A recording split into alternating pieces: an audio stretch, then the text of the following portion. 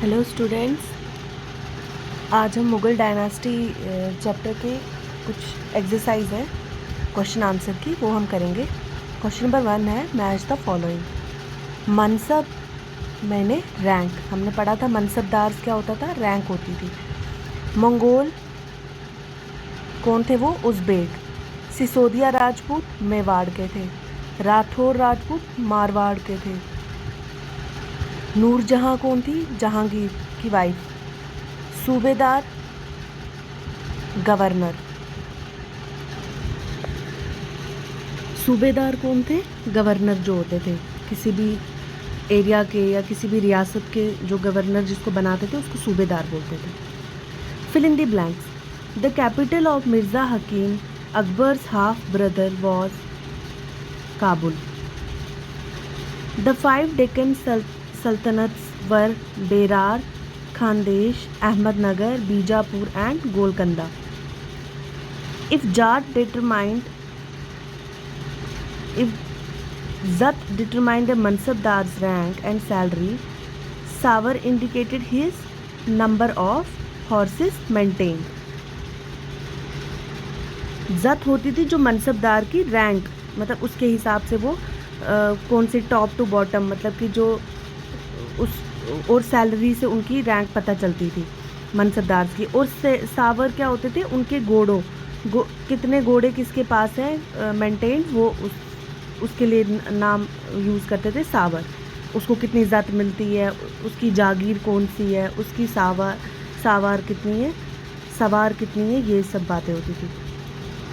Abdul Fazal Akbar's friend and counsellor helped him to frame the idea of Din Ilahi so that he could govern a society composed of many religions, cultures and castes. Akbar का एक friend था अब्दुल फैज़ल, जिसने, और counsellor जो कि उसको सलाहकार भी था, जो मशवरे देता था उसको कोई भी डिसीजन लेने में। उसने उसको कहा कि आप दीन इलाही बन जाओ, यानी कि आप सबको मुस्लिम बनने पे मत मजबूर करो, जिसका जो धर्म है उसको वही धर्म फॉलो करने दो।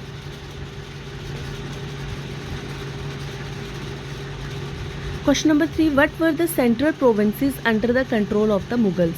मुगल के पास जो बीच, जो सेंट्रल पार्ट था उनका, north part, west part, east part, south part, उस जो उनकी पूरी जो जितना एरिया था इनके पास, मुगल एम्पायर के पास जितना सारी रियासतें थी इनके पास, अब उसमें से जो बीच वाला हिस्सा था वो कौन कौन सा एरिया था, वो था इनके पास लाहौर, पानीपत, दिल्ली, मथुरा, आगरा, अम्बेर, अजमेर, फतेहपुर सीकरी, चित्तौड़, रणथंभौर एंड इलाहाबाद। ये सारे एरियाज थे सेंट्रल प्रोविंसेस में जो मुगल्स के अंडर थे जब वो रूल करते थे। What was the relationship between the mansabdar and the jagir. Mansabdar और जागीर के बीच में क्या रिलेशन था। Mansabdar was referred to an individual who holds a rank और position in the Mughal services.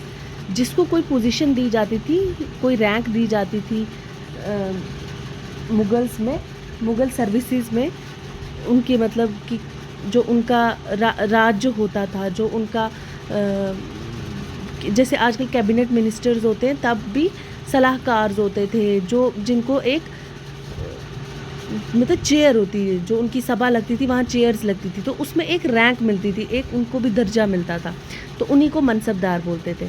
Jagirs were the revenue assignment received as salaries by the mansabdar. और जागीर क्या होती थी, जो उनको रेवेन्यू असाइनमेंट उस जागीर से मिलती थी एज ए सैलरी, जिसको जो एरिया दिया जाता था, मिलिट्री कंट्रोल्स दिए जाते थे उनको, कुछ ये एरियाज़ दिए जाते थे गवर्न करने के लिए, उसी में से जो उनको रेवेन्यू आता था वहाँ से वो अपनी सैलरी, उनको वहाँ से सैलरीज मिलती थी, और जिसकी जितनी सैलरी होती थी उसकी उतनी बड़ी रैंक होती थी। Mansabdars were given the jagirs to administer and collect the revenue from the peasants. और वहाँ से उनको कलेक्ट करना होता था पीजेंट से रेवेन्यू, और उनको एडमिनिस्टर भी करना होता था उस जागीर को। लेकिन ज़्यादातर ज़रूरी नहीं होता था कि मनसबदार जाके उस जागीर को गवर्न करे, वो दिल्ली में बैठता था और उसके जो बाकी सर्वेंट्स थे जो उसके नीचे काम करते थे, वही उनकी जागीरों को देखते थे, रेवेन्यू कलेक्ट करना, कामकाज देखना। खुद वो दिल्ली में, या फिर अगर किसी के पास 2-3 जागीरें होती थी तो वो दूसरी तीसरी जागीर वाले एरिया में होते थे। The servants collected the revenue and mansabdar serve in the capital और in any other part of the country, या तो वो वहीं होते थे या तो कहीं और रियासत में होते थे। What was the role of the zamindar in Mughal administration? ज़मींदार का क्या रोल था मुगल एडमिनिस्ट्रेशन में? ज़मींदार वर द हेडमैन और the local chieftains appointed by the Mughal rulers. किसी भी एक एरिया में मुगल रूलर क्या करते थे, जो ज़्यादा लोकप्रिय इंसान होता था, स्ट्रॉन्ग बंदा होता था, कोई जो बड़ा लीडर लगता था उनको, उसको वो ज़मींदार बना देते थे और उसको बोलते थे कि तू कलेक्ट करेगा टैक्स कहाँ से? पीजेंट से, जो ये कामकाज फार्मर हो गए या बाकी जो लेबर क्लास होती थी उनसे रेवेन्यू कलेक्ट करेगा और फिर लाके हमें दे देगा। उसका काम यही होता था ज़मींदार का। तो ज़मींदार एज ए इंटरमीडिएरी होता था, मतलब बीच में करता था काम, जो उसको संदेशे दिए जाते थे या फिर उसका काम होता था रेवेन्यू कलेक्ट करके मुगल एम्पायर का जो उससे ऊपर बंदा होता था उस तक पहुंचाना। ठीक है, क्वेश्चन नंबर 5 तक हो गया।